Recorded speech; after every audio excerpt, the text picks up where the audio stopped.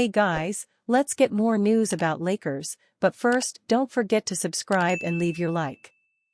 Jared Vanderbilt eyes Game 3 return, Lakers hopeful for boost against Nuggets. After being sidelined for over 2 months with a right midfoot sprain, Lakers forward Jared Vanderbilt is eyeing a return as early as Game 3 of the first-round series against the Denver Nuggets, as per sources familiar with the situation. Vanderbilt has been intensifying his on-court workouts over the past couple of weeks, culminating in a particularly rigorous session at Ball Arena on Monday morning. However, his availability for Game 3 hinges on how his body responds in the days leading up to the matchup in Los Angeles on Thursday. Although Vanderbilt and Lakers backup big man Christian would have yet to receive clearance to return as of Monday, the team remains optimistic about their potential availability for the Denver series. Wood has been sidelined since mid-February due to a left knee injury that required surgical intervention in March. Lakers coach Darvin Ham emphasized the importance of monitoring Vanderbilt's recovery process day by day, noting that any decision regarding his return would depend on how he responds to the recent increase in activity. Recognized for his defensive prowess, Vanderbilt was enjoying a productive spell offensively before his injury setback. In his last 8 games prior to the midfoot sprain, he averaged 10.5 points on an impressive 66% shooting, along with 5.4 rebounds and 2.3 steals per game. Moreover, over his last 6 outings, Vanderbilt recorded his highest scoring average in a 6-game stretch throughout his 6-year career, according to ESPN Stats and Information. LeBron James reacts to missing wide-open 3 in Game 2. The Denver Nuggets completed an incredible 20-point comeback to defeat the Los Angeles Lakers in Game 2 on Monday night. Following a missed 3 by LeBron James, Denver secured the rebound, and Jamal Murray hit a game-winning buzzer beater over Anthony Davis. The missed 3 from James was wide open, and had he made it, Denver would not have been in position to hit a game winner. James had hit multiple threes in the fourth quarter to put the Lakers in position to win, but missed that final wide-open look. When asked about this after the game, James said, "I had a wide-open look and it rimmed out. It rimmed in, it rimmed out." James has been a great three-point shooter this season, and finished Game 2 a very solid 3-6 from deep. Unfortunately missing the biggest one of the game, which happened to be wide open, James was unable to give his team the lead on that look. For the Lakers, it resulted in a heartbreaking loss at the buzzer. Now heading back to Los Angeles, the Lakers will need to win at least one game at home in order to earn a trip back to Denver for Game 5. Looking to avoid another sweep, the Lakers will have to find a way to put together a complete game, which is something they have struggled with against Denver. The Los Angeles Lakers faced a narrow defeat in Game 2 against the Denver Nuggets, prompting LeBron James and other players to criticize the officiating. James expressed frustration with the replay center's decisions, citing a controversial foul call against Michael Porter Jr. on D'Angelo Russell as a pivotal moment in the game. The Lakers held a 10-point lead late in the third quarter when the foul was overturned, impacting Russell's free throw attempts. This decision became even more significant as Denver secured a 2-point victory with Jamal Murray's buzzer beater, seizing a 2-0 series lead.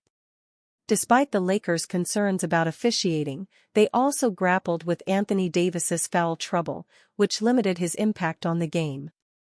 Davis's absence during crucial moments allowed Denver to mount a comeback from a 20-point deficit, with Murray and Nikola Jokic leading the charge.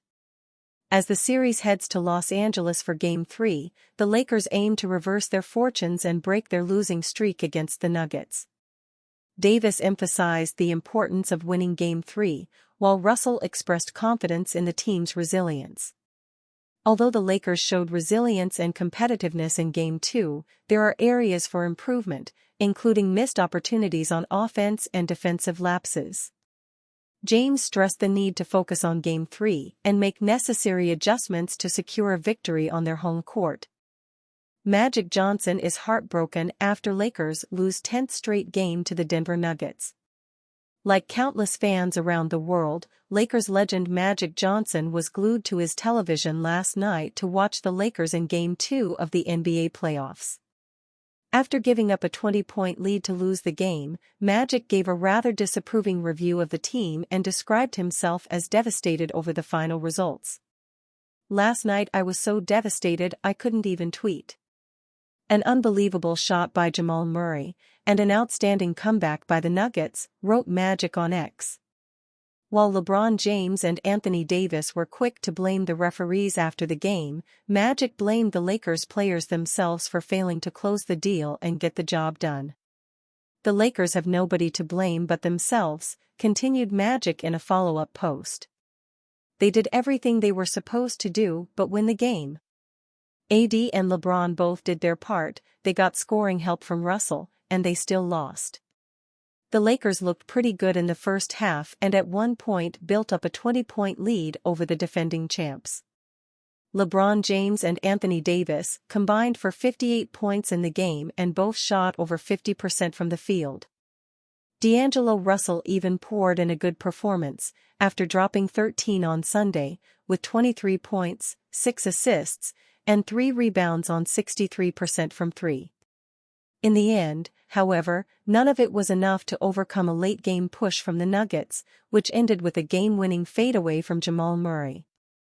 Magic, who is a 5x Lakers champion, was hoping to watch his old team make a run this year, but instead, he's on the verge of witnessing a sweep for the second straight year. Game 3 is the last chance for the Lakers to find a formula that works, but with no answer so far, the odds are not in their favor to pull off this upset win. Pretty soon, the focus will shift to the offseason, where they are expected to make some major changes to salvage what's left of the LeBron James era. With LeBron James at 39 years old, the clock is ticking on his career, and the Lakers probably only have a few more years with him at playing an elite level. With a sweep becoming a likely reality for Los Angeles, they will face a lot of uncertainty this summer as they evaluate the biggest flaws of the roster. Of course, with the future of Bronny James currently up for grabs, James' path is still uncertain, and the Lakers could find themselves without their star depending on where his son gets drafted.